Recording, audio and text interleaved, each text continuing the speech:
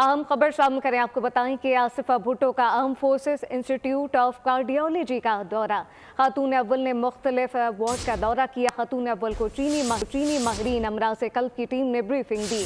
चीन जदीद तिब्बी खदमात का दायरा बलूचिस्तान तक बढ़ाएगा, जबकि चीन पाकिस्तान के साथ सेहत के शोबे में ताउन को मजीद बढ़ाएगा।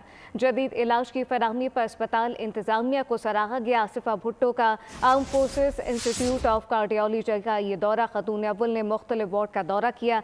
खातून अव्वल को चीनी माहिरीन अमराज कल्ब की टीम की ब्रीफिंग, जबकि चीन जदीद तिब्बी खदमात का दायरा बलूचिस्तान तक बढ़ाएगा।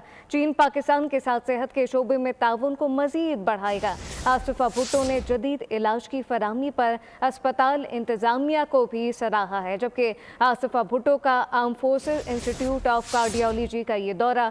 खातून अव्वल ने AFIC में मुख्तलिफ वार्ड का दौरा किया है। खातून अव्वल को चीनी माहिरीन अमराज कल्ब की जानिब से ब्रीफिंग दी गई।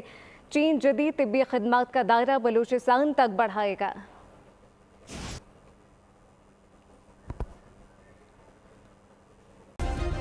सब्सक्राइब करें और बेल दबाएं ताकि कोई खबर रह न जाए।